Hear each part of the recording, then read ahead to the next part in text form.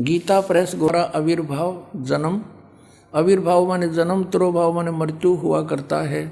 केवल तुम ही नित्य हो, जगत जननी हो, पर तीनों गुणों से उत्पन्न हम ब्रह्मा विष्णु एवं शंकर नियमानुसार कार्य में तत्पर रहते हैं। अब आप जी ने ये पवित्र श्री देवी भागवत देखा, 5 कंसेप्ट क्लियर हो गए। ब्रह्मा विष्णु महेश की जन्म मृत्यु होती है, ये अविनाशी नहीं है। इनकी माता दुर्गा है, दुर्गा को प्रकृति भी कहते हैं। 3 तो ये हो गए, चौथा ये है कि नमस्कार, राधे राधे। आज हम आपके सामने एक और वीडियो लेके आए हैं संत रामपाल की। उसमें इसने कहा है कि ब्रह्मा विष्णु शिव जी जो है नासवान है, अपने लोगों को किस प्रकार मूर्ख बना रहा है। इस प्रकार महाराज जी आप सभी को समझाएंगे, जवाब देंगे कि क्या ब्रह्मा विष्णु शिव जी के वास्तव में नासवान है। देवी पुराण के अनुसार उसने बताया है, आप सभी को उसका उत्तर सुनना है महाराज जी के द्वारा। तो जितने भी दर्शक देख रहे हैं सिद्धेश्वर दिव्य कृपा धाम यूट्यूब चैनल, फेसबुक के माध्यम से सबका स्वागत, वंदन, अभिनंदन।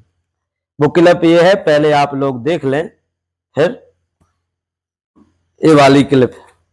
5 कंसेप्ट क्लियर हो गए। ब्रह्मा विष्णु महेश की जन्म मृत्यु होती है, ये अविनाशी नहीं है। ये ब्रह्मा विष्णु महेश, ये ब्रह्मा विष्णु महेश, ये तो जन्म मरने वाले भगवान हैं, इनको मैं नमस्कार भी ना करूं। आपने इस क्लिप को देखा जिसमें रामपाल का कहना है देवी पुराण में जो 3य स्कंद में ब्रह्मा विष्णु महेश भगवती की स्तुतियां करते हैं, तो स्तुति में व्यक्ति अपने को छोटे वर्ग का रखता है, छोटे स्तर पर रखता है। भले ये गुरु भी कितना बड़ा गुरु हो जाए, कितने लाखों करोड़ों उसके शिष्य हो जाएं, कितना बड़ा भी आश्रम बना ले, पर जब वो अपने गुरु के सामने जाएगा तो स्तुति नम्रता विनम्रता के साथ ही करेगा। तो ऐसे ही जब भगवती की स्तुति हुई तो ब्रह्मा विष्णु महेश ने भी कह दिया कि हम आपके ही कृपा से हमारा आविर्भाव और तिरोभाव होता है। तो आविर्भाव का आपटे जी की डिक्शनरी जो है संस्कृत, इंग्लिश और हिंदी, उसमें आविर्भाव का मतलब होता प्रकट होना और तिरोभाव का मतलब होता आप प्रकट हो जाना, यानी कि अंतर ध्यान हो जाना। वहां पर भगवान ने ये नहीं कहा है कि हमारी भी जन्म मृत्यु होती है, ऐसा नहीं कहा है। भगवान ने ये कहा कि आपकी कृपा से हमारा आविर्भाव और तिरोभाव होता है। तो पहली बात तो ये समझनी चाहिए, किसी भी कॉन्सेप्ट को समझने के लिए पूरा चैप्टर पढ़ना पड़ता है। क्या ये जो लोग दिखाते हैं, क्या इन्होंने कभी वेद के 6 अंगों को पढ़ा है? निरुक्त है, छंद है, मीमांसा है, व्याकरण है, ज्योतिष आदि जो 6 वो है, उनको तो पढ़े नहीं। क्या इनको संधि विच्छेद करना आता है? क्या इनको अनुवाद करना आता है? क्या इनको व्याख्या करना आता है? अभी एक सूत्र, रामपाल बाबा वो तिरछादर्शी तो है नहीं, यदि इनके किसी भी चेला को एक सूत्र दे दिया जाए कि इसकी व्याख्या करो, तो एक सूत्र की ये व्याख्या नहीं कर सकते और चले हैं संस्कृतक बनने। तो रामपाल बाबा का जो नाम है उसका नाम है तिरछादर्शी, टेढ़ादर्शी, क्योंकि वो तिरछा देखता है। और जो पुराण है, पुराणों में से मेन चैप्टर 2-2 कोष्टक निकाल लिए जाते हैं और उसको प्रमाणित कर दिया जाता है जैसे इन्होंने पूरा पुराण पढ़ लिया हो, ऐसा नहीं। तो आज जो इन्होंने दिखाया कि हमारे जो पूजनीय हैं, हमारे सनातन धर्म के ब्रह्मा विष्णु महेश, ये जन्मते हैं और मरते हैं। और इसने एक बात और कही, प्रेत आत्मा। तो ये सब इनकी जो घटिया बुद्धि है ना, छोटी प्रवृत्ति की, वो एक बात कहते हैं कि सुअर को कितना भी तेल साबुन लगा करके साफ करके कितना भी सुंदर बना लो, परंतु जाएगा वो कीचड़ में। तो ऐसे जो सनातन संस्कृति के ये लोग विरोधी हैं, क्या है? ये विरोधी है। ये सनातन संस्कृति के ऊपर उंगली कर सकते हैं और किसी के ऊपर नहीं। और हिंदू समाज में क्या होता है, हिंदू ही हिंदू की टांग खींचता है, इसीलिए इन लोगों को एक मौका मिल जाता है बोलने का। तो अब हम लोग भी प्रमाण से ही बात करेंगे। इसमें देवी पुराण की बात की है, तो देवी पुराण में ही ब्रह्मा विष्णु महेश अपने आविर्भाव तिरोभाव की बात करते हैं कि हमारा आविर्भाव यानी प्रकट होना और आपकी ही कृपा से आप प्रकट होना, आपकी ही कृपा से है, और आप ही परब्रह्म परमात्मा हो, सनातनी साक्षी हो। अच्छा, अब इनका एक बात और कहना कि दुर्गा ही इनकी माता है। तो हम लोगों को एक बात और देखनी पड़ेगी पुराणों में, क्या दुर्गा जी से यानी जगदम्बा से ही ब्रह्मा विष्णु महेश की उत्पत्ति है या दुर्गा की भी कहीं से उत्पत्ति है? क्या विष्णु ब्रह्मा महेश आदि से जो हमारे भगवान है सनातनी, इनसे भी क्या देवी की उत्पत्ति, ये भी देखना पड़ेगा। तो कहते हैं ब्रह्मा विष्णु महेश के माता पिता कौन है? दुर्गा जी। अब देवी पुराण में, और देवी ही परब्रह्म है। एक बात समझ लीजिए, जितने भी सनातनी हैं, जितने लोग वीडियो को देख रहे हैं, एक ही परम तत्व अपने 5 रूपों में लीला करने के लिए विभक्त होता है, प्रकट होता है। ब्रह्मा विष्णु महेश, भगवती और गणेश, फिर इन्हीं के अनेकानेक अवतार हुआ करते हैं लीला माध्यम से। तो देवी ने यहाँ पर कहा कि मैं और परब्रह्म सदा एक ही है, जो वो है वही मैं हूं, मुझ में और उनमें कोई भेद नहीं है। पर आगे देवी ने कहा है भगवान विष्णु महेश और शिव जी के लिए कि जो ब्रह्मा विष्णु महेश में भेद करेंगे वो नरकगामी होंगे। यहां पर स्पष्ट रूप से लिखा है ब्रह्मा विष्णु महेश ये सभी देवता, और यहां पर जो अज्ञानी मनुष्य इनमें भेदभाव करेंगे, क्या करेंगे? भेदभाव करेंगे, वे इस विभेद के कारण नरक में पड़ेंगे। जो देवी है वही विष्णु है, यहां पर देखो, जो विष्णु है वे ही साक्षात शिव है, और जो शिव है वे ही स्वयं विष्णु है। इन दोनों में भेद रखने वाला व्यक्ति नरकगामी होता है कि ना मैं स्त्री हूं ना पुरुष हूं, मैं कुछ भी नहीं हूं और मैं सब कुछ हूं। परम तत्व परमात्मा 5 रूपों में विभक्त होता है, जो ब्रह्मा विष्णु महेश और भगवती गणेश होते हैं। और देवी एक परब्रह्म भी है। इस बात को हम लोग स्पष्ट इसलिए करते जा रहे हैं क्योंकि ये लोग देवी को भी परब्रह्म नहीं मानते, उनसे ऊपर परब्रह्म देवी को मानते हैं। तो देवी पुराण के 7वें स्कंद के 36वें अध्याय में स्पष्ट रूप से और प्रथम श्लोक में लिखा है, जो हिमालय राज को उपदेश कर रहे थे, तो वहां पर सीधे देवी ने कहा है कि इत्यादिक्तो युक्तानाम ध्यान एन मां ब्रह्म रूपिणी, कि हे राजन इस प्रकार आसन पर सम्यक होकर के एक से युक्त चित्त वाले साधक को निष्कपट भक्ति भाव से केवल निज मुझ ब्रह्म स्वरूपा का ध्यान करना चाहिए। और भगवती ने इतना, रामपाल ने चैप्टर उठाया केवल, यह राज आप निश्चित जान लीजिए कि मैं ही वही हूं, वही मेरा स्वरूप है। जिस किसी भी स्थान में ज्ञानी रहे उसको वही मेरा दर्शन प्राप्त होता है। जो ब्रह्म की बात कही गई है वो देवी के लिए ही कही गई है, और जो देवी की पूजा के लिए बात मना होती है रामपाल के द्वारा, तो देवी पुराण में ही स्पष्ट रूप से प्रमाण प्राप्त है कि मेरे ज्ञान परायण भक्त भी यदि एक बार मेरी पूजा कर लेता है तो करोड़ों बार की हुई पूजा का फल उसको प्राप्त होता है। देवी पुराण का प्रमाण है। अब हम जो बात कर रहे थे वो क्या था? वो ये विषय था, क्या जो कहा कि ब्रह्मा विष्णु महेश मरते हैं और जन्मते हैं। तो पहले हम लोग एक चीज देख लें कि क्या देवी से ही ब्रह्मा विष्णु महेश की उत्पत्ति है या किसी और से भी देवी दुर्गा की उत्पत्ति है? क्योंकि हर पुराण में हर एक इन 5 ही देवताओं का व्याख्या है पूरे पुराणों में। तो किसी और पुराण में भी क्या किसी और से देवी की उत्पत्ति हो रही है? यदि किसी पुराण में किसी और से देवी की उत्पत्ति हो रही है तो देवी जो जगदम्बा है फिर उनकी पुत्री मानी जाएगी, है ना? फिर ब्रह्मा विष्णु महेश दुर्गा के पुत्र तो नहीं माने जाएंगे। तो इसके लिए हमको आना पड़ेगा ब्रह्म वैवर्तक पुराण में। ब्रह्म वैवर्तक पुराण के 2 अध्याय के 29 नंबर पेज पर स्पष्ट रूप से भगवान नारायण ने नारद जी से जो वार्तालाप हुई है, अब रामपाल की तरह दिखाना पड़ेगा ऐसे। यह है ब्रह्म वैवर्तक पुराण और ये गीता प्रेस से प्रकाशित है। हमने बताया था कि ब्रह्म वैवर्तक पुराण का ब्रह्मकांड का 2 अध्याय है और 3 अध्याय जिसका पेज नंबर 29 है। तो यहाँ पर भगवान श्री कृष्ण जो गोलोक में विराजमान है और गोलोक में विराजमान होती है, उनकी अंदर सृष्टि उत्पन्न करने की इच्छा भगवान की होती है। जैसे देवी पुराण में देवी जी को इच्छा होती है सृष्टि उत्पन्न करने की। तो पर तदंतर भगवान श्री कृष्ण में जो विचार आया तो भगवान श्री कृष्ण ने साक्षात भगवान नारायण का प्रादुर्भाव हुआ। अब बताओ क्या कृष्ण भगवान के पुत्र नारायण माने जाएंगे? यदि तुम विष्णु जी के या नारायण को दुर्गा का पुत्र मान रहे हो तो यहाँ तो कृष्ण भगवान से प्रादुर्भाव हो रहा है, तो कृष्ण जी से भी मानो। आगे चल करके विष्णु जी ने स्तुति की है, वेद ही जिनका रूप है, जो सर्वेश्वर है, जो मोक्ष प्रदाता है, जो मोक्ष देने वाले हैं, ऐसे वेद वेत्ताओं श्रीमणि श्री कृष्ण चंद्र परब्रह्म को प्रणाम है। यहाँ जी कहते हैं सोनक जी तत्पश्चात परमात्मा श्री कृष्ण के वाम पार्श्व से भगवान से प्रकट हुए। तो आविर्भाव का मतलब होता प्रकट होना, और तिरोभाव का मतलब होता आप प्रकट होना, तो यहां भी प्रकट हो रहे हैं। और फिर आगे इसी पुराण में यहां पर पढ़ोगे तो समझ में आ जाएगा, पर आगे चल के यही कहते हैं कि तत्पश्चात श्री कृष्ण के नाभि कमल से बड़े बूढ़े कमंडलधारी चतुर्मुखी ब्रह्मा प्रकट हुए हैं। ब्रह्मा जी प्रकट, तो ब्रह्मा जी को बेटा मानो फिर श्री कृष्ण का, तो वह हर पुराण में एक ना एक चीज स्पष्ट रूप से होती है। और फिर भगवान से धर्म भी उत्पन्न होता है। और फिर यहां पर देखो, तत्पश्चात भगवान श्री कृष्ण के मन से एक गौर वर्णा देवी प्रकट हुई, और वो प्रकृति भी कही जाती है। भगवान श्री कृष्ण से दुर्गा जी की उत्पत्ति हो रही है यहाँ पर। तो प्रकृति ईश्वरी सर्वेश्वरी स्वरूपिणी सर्वशक्ति स्वरूपा ने प्रार्थना की दुर्गा जी की उत्पत्ति भगवान श्री कृष्ण से। इस पुराण में सनातनी देवी की उत्पत्ति हो रही है। तो अब ब्रह्मा विष्णु महेश और दुर्गा की उत्पत्ति किससे हो रही है? भगवान श्री कृष्ण से।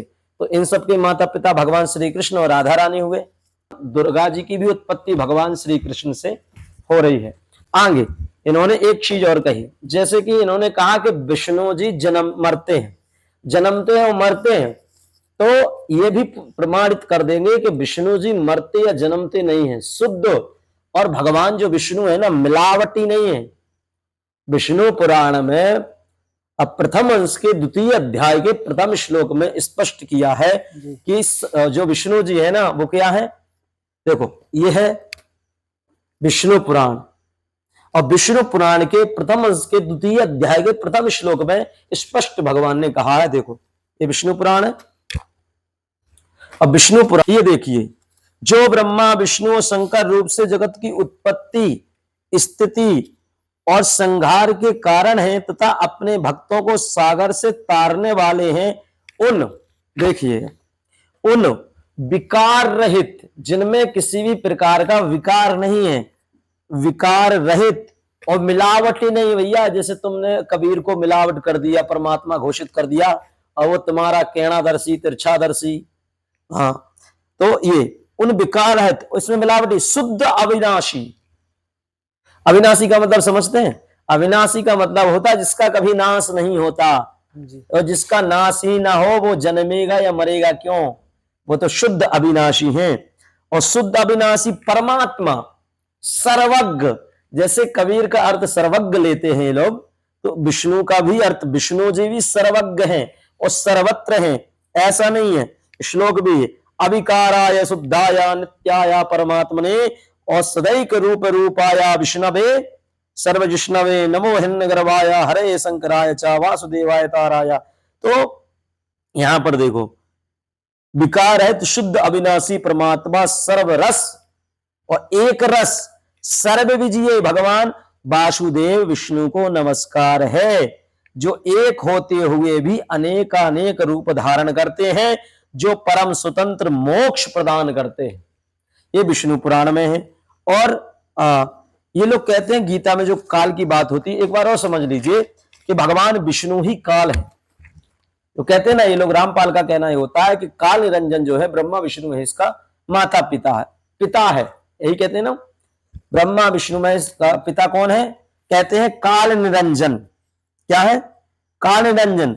अब देखिए विष्णु जी काल कैसे हैं, यहां पर स्पष्ट रूप से किया, प्रथम अंश से तृतीय अध्याय है और 29 नंबर पेज पर है, यहां से समझ लो श्लोकों सहित। और कालस्वरूपम तद विष्णुम, लिखा है ना, कालस्वरूपम तद विष्णु मैत्रेयम परिवर्तते, यानी भगवान विष्णु ही काल है और काल ही उनका स्वरूप है। तो मैत्रेय प्रकार में प्रकृति के समस्त हो जाने पर, पुरुष के प्रकृति से पृथक हो जाने पर विष्णु भगवान काल रूप इन दोनों को धारण करते हैं और शत्रुओं का संहार करते हैं। तो विष्णु जी ही काल रूप धारण करते हैं, यानी भगवान विष्णु जो काल को उत्पन्न करते हैं उसको मार भी सकते हैं, जो उनका संहार करने वाले हैं, जो काल को मारने वाले हैं, उन जगदीश्वर जो कहते हैं ना, भगवान विष्णु का जन्म होता है, मरते हैं। तो ये भी समझ लीजिए विष्णु पुराण से ही। देखो यहां पर स्पष्ट किया है कि जगत की उत्पत्ति है ना और समर्थ, उनका संहार करने वाले उन जगदीश्वर अजन्मा। अजन्मा किसे कहा जाता है?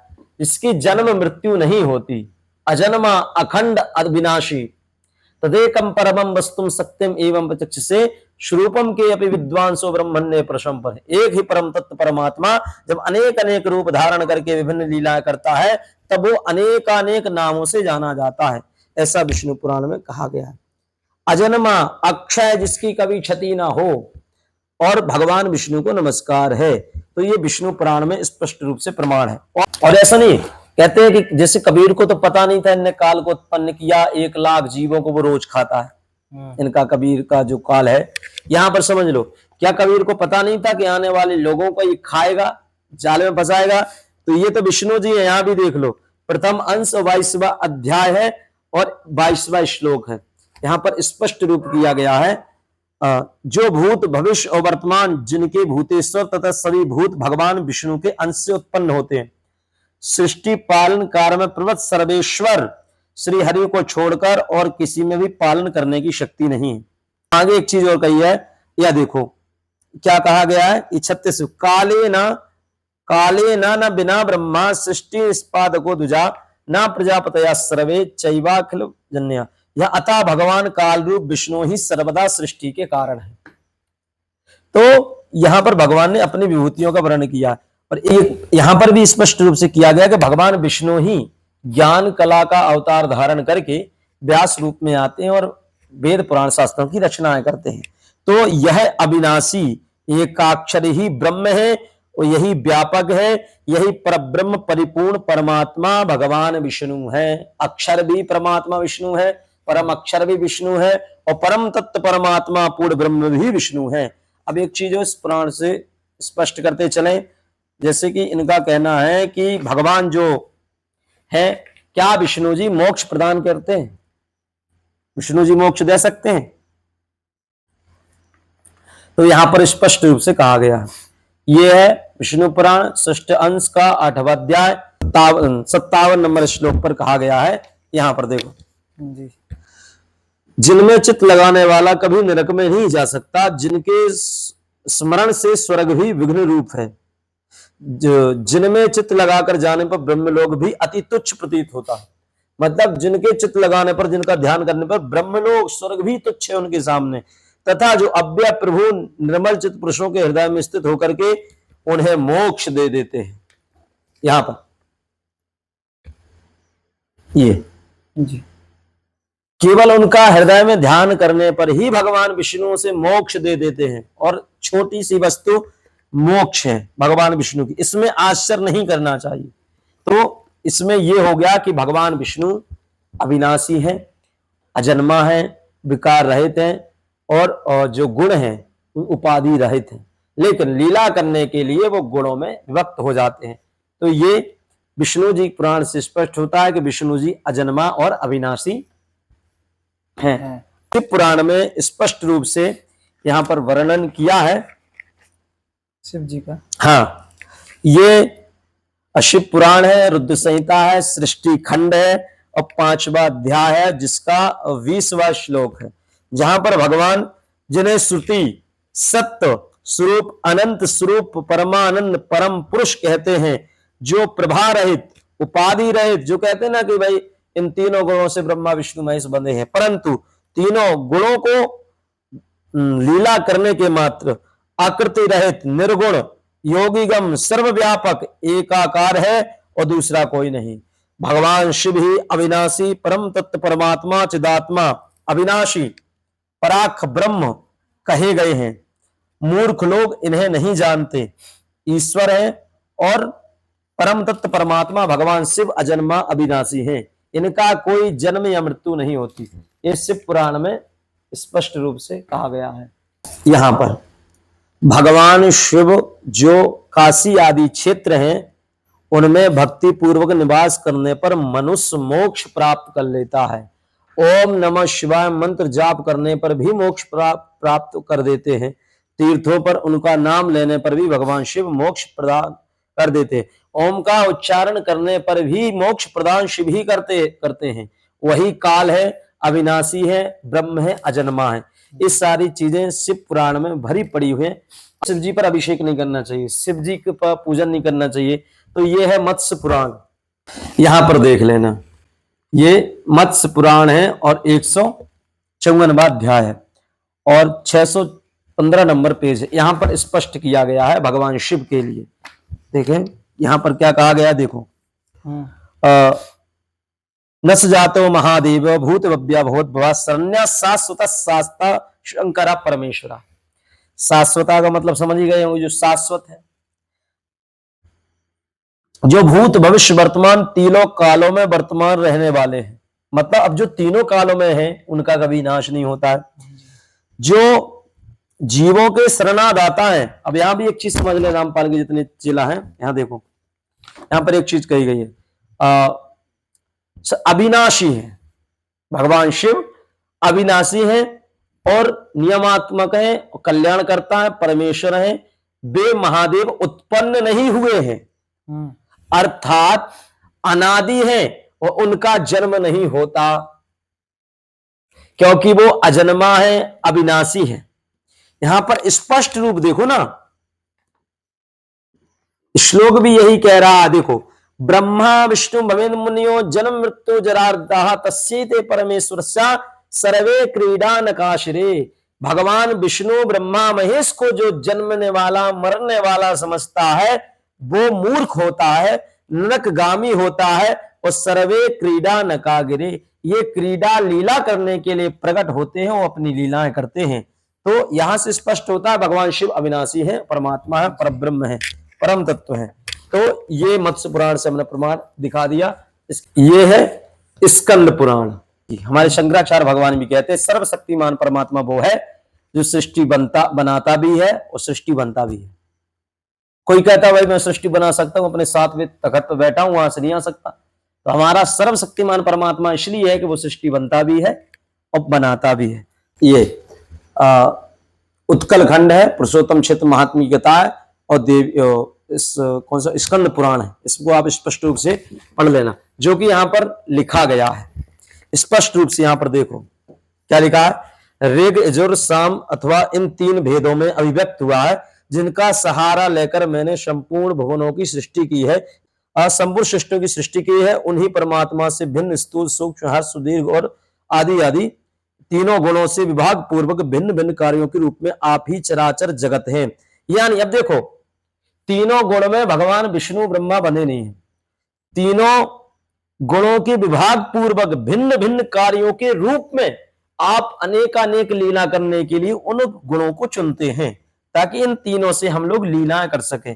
वही विष्णु जी तीनों गुणों से के विभाग से पूर्वक भिन्न है, कार्यों के रूप में आप ही चराचर जगत है। इसलिए जो सर्वशक्तिमान ईश्वर वो है जो जगत बनता भी है और बनाता भी है। इसलिए ठीक उसी तरह जैसे आप ही सृष्टिकर्ता पूज्य पदार्थ है, आप ही पोषक पोष्य है, परमेश्वर आप ही आधार आधे हैं, उन दोनों को धारण करने वाले मनुष्य आपकी ही प्रेरणा से कर्म करता है, आपके ही द्वारा हुई व्यवस्था के अनुसार कर्मानुसार गति प्राप्त करता है। परमेश्वर आप ही जगत की गति भरता और साक्षी है। चराचर को अखिल जीव स्वरूप दयामय जगन्नाथ, मैं आपकी शरण में हूं, मुझ पर प्रसन्न हो। ये भगवान विष्णु के लिए कहा गया है। अब एक चीज और हम खंडन कर दें, रामपाल बाबा के जो चेला हैं वो कहते हैं व्रत से क्या होता है। जैसे भगवान ने गीता में कहा है ना कि कम खाने वाले ज्यादा खाने वाले, ये बात भगवान ने कही है सर। तो क्या एकादशी से मोक्ष प्राप्त होता है?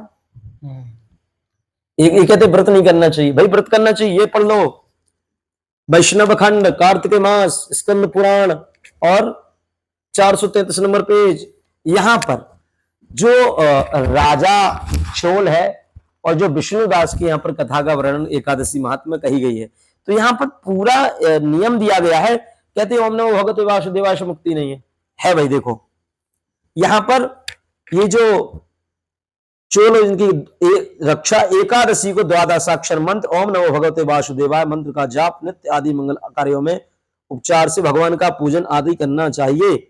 और यहां पर तब भगवान विष्णु ने सात्विक व्रत पालन करने वाले, एकादशी का व्रत करने वाले विष्णुदास को छाती से लगा लिया और अपने जैसा ही रूप दे दिया और वैकुंठ धाम को चले गए और परम स्वतंत्र मोक्ष प्रदान कर दिया। अब कौन नहीं मानेगा इसको कि एकादशी से भाई मोक्ष भी प्राप्त होता है। तो ये इसका भी हमने प्रमाण आज सबके सामने उपस्थित करके रखा। अब आ जाइए 12 पुराण में। 12 पुराण में प्रथम में ही भगवान विष्णु को सर्वव्यापक पृथ्वी प्रकृति ने, जो पृथ्वी माता है, उन्होंने भगवान विष्णु को अजन्मा अविनाशी कहा है। देख लीजिए 12 पुराण है और 12 पुराण के द्वितीय अध्याय में है शायद, हाँ दूसरे अध्याय में भगवान विष्णु के लिए यहां पर कहा गया है, हे परात्मन सनातन, हे परात्मन प्रभु आप सनातन है। इसका मतलब क्या हुआ? आप जो था है और रहेगा, जिसका कभी अंत ना हो, जो जन्मे मरे ना, वही तो सनातन है। शाश्वत, जो देश काल विपरीत परिस्थितियों में भी ना बदले, वही सनातन है। यहां पर कहा गया है, देखो भगवान विष्णु के लिए क्या कहा जा रहा है कि संपूर्ण देवताओं के ईश्वर, संपूर्ण देवताओं के ईश्वर आप प्रभु को बारंबार नमस्कार है।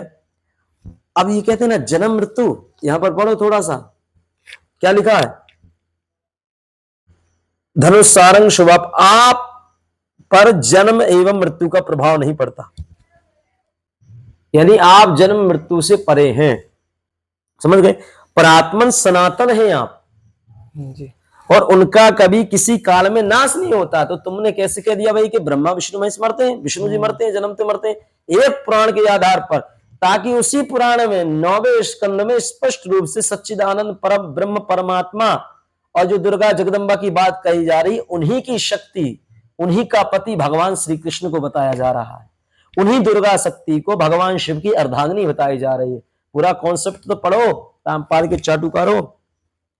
परमात्मा सनातन, उनका कभी किसी काल में नाश नहीं होता, भगवान विष्णु का। तो ये समझ में आ गया, ये 12 पुराण। अब आइए पद्म पुराण। पद्म पुराण प्रमाण सहित, इधर भी देख लो भाई, गीता पृष्ठ गोरखपुर, सनातन मोक्ष मार्ग और मंत्र दीक्षा का वर्णन। के आदि में अविनाशी भगवान नारायण क्या है? भगवान अविनाशी, मतलब जिनका नाश ना हो, उसको कहते हैं ओम नमो भगवते वासुदेवाय। ब्रह्मा, जो मेरा भक्त नहीं है वह इस मंत्र को पाने का अधिकारी नहीं है ना। इसलिए रामपाल के जितने चेला, उनको ये मंत्र विष्णु का मिलता नहीं, क्योंकि वो अधिकारी नहीं है।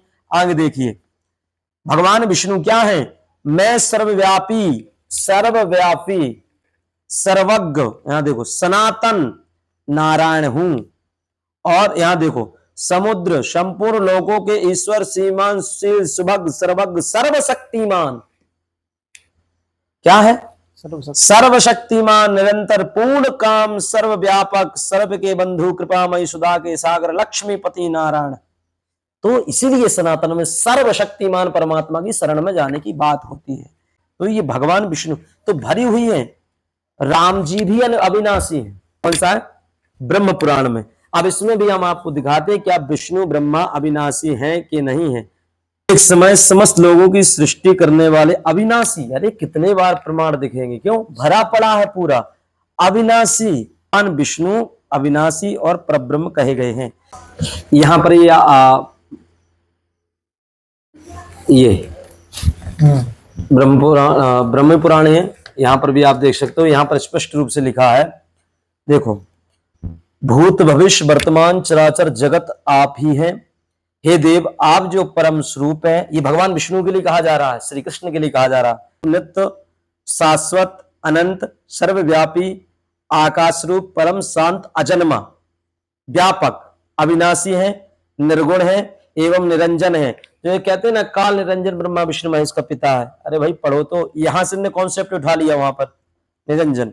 तो निरंजन भी भगवान है, माया रहित है, शुद्ध अविनाशी है। हे देवेश्वर के देव, आपको प्रणाम है। तो ब्रह्म वही मेरा रूप है, पर ब्रह्म भी मेरा रूप है। संपूर्ण भूतों की सृष्टि करने वाला मैं ही हूं और मैं ही सबको मुक्ति मोक्ष प्रदान करने वाला हूं। यहां पर स्पष्ट हो जाता है भगवान। अब एक चीज और कह दे, शिव जी के लिए, है ना। तो यहां पर अवंतिकापुरी में त्रिधारी त्रिपुर शत्रु भगवान शिव महाकाल नाम से प्रसिद्ध हैं और वे समस्त कामनाओं को पूर्ण करने वाले हैं। और उनके नाम से शिप्रा नदी में स्नान करने पर, देखो कितनी बात कही है, विधि स्नान करने पर पितरों की मुक्ति तथा स्वयं का मोक्ष हो जाता है। वे शिव पूजा करने पर, रुद्राभिषेक आदि करने पर भोग और मोक्ष प्रदान करने वाले होते हैं। उनके दर्शन से 21 पीढ़ी तर जाती है। तो मोक्ष शिव का रुद्राभिषेक करता है, शिव पूजा करता है, बेलपत्र चढ़ाता है, उनकी ओम नमः शिवाय मंत्र का जाप करता है, देखो क्या लिखा है पूरा, दुग्ध स्नान लिखा है ना पूरा, 3 बार प्रदक्षिणा, दुग्ध स्नान करा, ये सारे कपड़े वपड़े लेते, भगवान की पूरी पूजा, वो भोग और मोक्ष प्रदान करने वाला है भगवान शिव, जो उनकी पूजा करता है।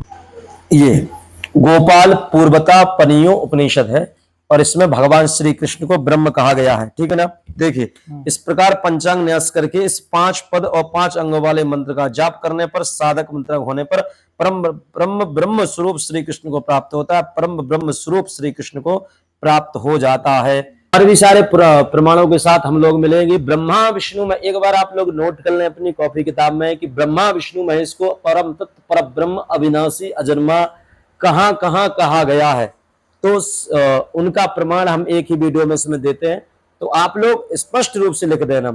उपनिषद में 33 उपनिषद में एक साथ 12 में कहा गया है कि ब्रह्मा विष्णु महेश पर कभी भी, परमात्मा पर कभी भी आयु का प्रभाव नहीं पड़ता है, ना वो बूढ़े होते हैं, ना वो जन्मते हैं, ना मरते हैं, जैसा उनका शुद्ध स्वरूप है वैसा ही रहता है। दूसरा प्रमाण, आप शिव जी मोक्ष प्रदान करते हैं, शिव पुराण आप उठा करके देख लीजिए, शिव पुराण में विद्वेश्वर संहिता है, 11वां अध्याय है और 59वां श्लोक है। उसमें शिव जी के लिए परम स्वतंत्र अविनाशी शुद्ध और अजन्मा अखंड अविनाशी मोक्ष प्रदान करने वाले भगवान शिव को बताया गया है। तो शिव पुराण में स्पष्ट रूप से इसका वर्णन, श्रीमद् भागवत महापुराण में भगवान विष्णु को अविनाशी अजन्मा कहा गया है। भगवान श्री कृष्ण और विष्णु जी से ही संबंधित पूरा भागवत महापुराण है, भक्ति का मार्ग। तो आप उठा करके देखेंगे तो द्वितीय स्कंद के 5वें अध्याय के 12वें श्लोक से लेकर के 15वें श्लोक तक भगवान विष्णु की जो ब्रह्मा आदि के द्वारा स्तुतियां हो रही हैं, वहां पर अविनाशी परम तत्व परमात्मा को भगवान विष्णु को कहा गया। और भी प्रमाण है यहाँ पर, जो 12 से 15 में तक भगवान की जो महिमा गाई गई है, वहां पर भागवत में ये कहा जा रहा है कि आप सर्वशक्तिमान हो, गुणों से रहित हो, वेद परायण है, वेद ही आपको जानने वाले हो, आप ही वेद से मिलते हो, सब कुछ आप ही हो। और जो श्री कृष्ण को परब्रह्म कहने की बात है, भगवान श्री कृष्ण को भी परब्रह्म कहा गया है। प्रमाण है अथर्ववेदीय गोपाल पूर्वता गोपाल पनियोषद में, और उस पर भगवान श्री कृष्ण को परब्रह्म मोक्ष प्रदान करने वाले कहे गए। और विष्णु महापुराण में भगवान विष्णु को काल कहा गया है, अजन्मा अखंड अविनाशी शुद्ध अविनाशी परम तत्व कहा गया है। विष्णु पुराण के प्रथम अंश के 22वें अध्याय के 25वें श्लोक में स्पष्ट रूप से भगवान विष्णु को काल कहा गया है। और पुराणों की जो कथाएं होती है, प्रमाणों को प्रमाण क्यों माना जाता है, तो इसका भी प्रमाण हमारे वेदों के आधार पर ही लिया जाता है। जो वेदों में केवल सूत्र के माध्यम से जो लिखा होता है, उसी को व्याख्या कर करके पुराणों में विभक्त किया जाता है, व्याख्या सहित उनको लिखा जाता है, ताकि आप पुराणों के माध्यम से उपनिषद और वेदों को समझ सकें। तो पुराण प्रमाणित क्यों है, इस विषय में भी वेदों में वर्णित है। अथर्ववेद के कांड नंबर 15 पर, सूक्त नंबर 6 पर और मंत्र नंबर 10 से 12 तक ये प्रमाणित किया गया है कि वेदों का सार ही पुराण कहा जाता है, इसलिए पुराणों को प्रमाणिक मानना चाहिए। वेद पुराण शास्त्र और काव्य ये वेद सम्मत क्यों है, तो इसका भी प्रमाण हमारे वेदों में दिया गया है। इसीलिए काव्य को, काव्य का मतलब प्राचीन काव्य, जैसे वाल्मीकि रामायण ये प्राचीन है, तो काव्य शास्त्र प्रमाण और वेद इनको इसलिए प्रमाणित माना जाता है, वेदों का सार इसलिए माना जाता है क्योंकि ये वेद सम्मत होते हैं। आगे इन्हीं वेदों ने एक और प्रमाण दिया है, वेद के कांड नंबर 10 पर और सूक्त नंबर 8 पर और मंत्र नंबर 12 पर इसी का प्रमाण स्पष्ट रूप से दिया गया है। इसीलिए वो प्रमाणिक वेदों, इसलिए काव्य और पुराण और शास्त्र प्रमाणिक माने जाते हैं। भगवान विष्णु काल हैं और पूर्ण परमात्मा है, इसका प्रमाण भी स्पष्ट रूप से विष्णु पुराण में दिया गया है। विष्णु पुराण के प्रथम अंश के 2 अध्याय के 27वें श्लोक में पूर्ण परमात्मा काल भगवान विष्णु को कहा गया है। ये प्रमाण रखना है ताकि कोई भी आए तो स्पष्ट रूप से हम उसको प्रमाण कर सकें। हाँ, विष्णु जी मोक्ष देते हैं, ये सारी बातें हैं, विष्णु जी मोक्ष देते हैं, इसका प्रमाण भी है। विष्णु पुराण के 6वें अंश में और 8वें अध्याय के पेज नंबर 464 पर स्पष्ट रूप से कहा गया है। ब्रह्मा जी के द्वारा स्तुति श्रीमद् भागवत महापुराण में होती, जो कहे तो श्रीमद् भागवत महापुराण में प्रमाण रूप से स्पष्ट किया गया है। द्वितीय स्कंद के 5वें अध्याय के 12वें श्लोक में ब्रह्मा जी के द्वारा जो स्तुतियां करी गई हैं, तो वहां पर रजोगुण, तमोगुण और सत्वगुण इनको भगवान स्वीकार करते हैं लीला के लिए। ऐसे ही रजोगुण भगवान स्वीकार करते हैं लीला करने के लिए। द्वितीय स्कंद श्रीमद् भागवत महापुराण के द्वितीय स्कंद के 5वें अध्याय के 8वें श्लोक में स्पष्ट रूप से कहा गया है कि वेद नारायण साध्य है और वेदों में नारायण की ही महिमा का वखान है। वेदो नारायण साक्षात, ये बात कही है। ज्ञान के द्वारा भगवान नारायण को ही जाना जाता है। ये श्रीमद् भागवत महापुराण में स्पष्ट रूप से वर्णित है और भी प्रमाण है। श्रीमद् भागवत महापुराण में द्वितीय स्कंद के 5वें अध्याय के द्वितीय श्लोक में भागवत में कहा गया, शुद्ध अविनाशी ब्रह्म विष्णु सर्वदा पूजनीय है और शुद्ध अविनाशी परमात्मा है। ब्रह्मा विष्णु महेश सदैव अजन्मा कहे गए हैं। शिव पुराण में 1:5-7 में कहा गया है, मैं ही पर ब्रह्म हूं, परमात्मा हूं। मेरी जो प्रतिमा है, मेरा जो शिवलिंग पूजा होती है, उससे परम स्वतंत्र मोक्ष प्रदान होता है। और भी प्रमाण अब वेदों से आप स्पष्ट कर लीजिए, ब्रह्मा विष्णु महेश अविनाशी हैं, पर ब्रह्म है और सिद्ध होते हैं। इनकी सिद्धता किस किस पुराण में, किस किस वेद में कही गई है? तो जैसे कि ऋग्वेद में 11वें नंबर कांड पर और सूक्त नंबर 1 में 15 से लेकर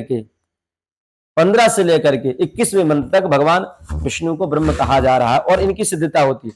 ऋग्वेद में सूक्त 1 में कांड नंबर 4 में 64 नंबर की सिद्धता होती है। फिर सतपथ ब्राह्मण में 10:5-2:1 में भी भगवान ब्रह्मा विष्णु महेश की सिद्धता होती है। सभी इनका प्रमाण कहां पर ब्रह्म का प्रमाण प्राप्त होता है। ब्राह्मण में 4:1-2 में 4:1-2:1 में स्पष्ट रूप से इनका प्रमाण प्राप्त होता है। इनको कहां सिद्ध किया जा रहा है, कहां पर इनका वर्णन है, कहां पर इनको ब्रह्म अजन्म अविनाशी कहा जा रहा है, कहां पर इनकी महिमा कही जा रही है। छंदोग्नोपनिषद में 1-2 में भी कहा गया है। ब्रह्म सूत्र में 1:6-7 में इनकी परम स्वतंत्रता की सिद्धि होती है। में विष्णु जी को कहां सिद्ध ब्रह्म कहा गया है, ये भी सुन लीजिए। ब्रह्म की सिद्धि हुई है कहां पर? तो ऋग्वेद में 1:22-7:1 में भी कहा गया है और ऋग्वेद में 1:1-5-6 में भी कहा गया है और यजुर्वेद के 5वें अध्याय के 15वें मंत्र में भी कहा गया है, जहां पर वो सूत्र के भाष्य में इदम विष्णु विचक्रम मैत्री धावा जो मंत्र आता है, उन्हीं के सूत्र के रूप में वहां पर रखा गया है। और मंत्र का सूत्र उपनिषद में, उपनिषद की जो सूत्र व्याख्या वो पुराणों में की जाती है। तो ऋग्वेद में मंडल 1 सूक्त 22 में और मंत्र नंबर 17 में भगवान विष्णु को वेद में प्रमाणित किया जाता है। तो आप सब लोग इन प्रमाणों के साथ और भी है 1:4-5 में, 1:7-12 में, 1:8-15 में वेदों में प्रमाण भरे पड़े हैं।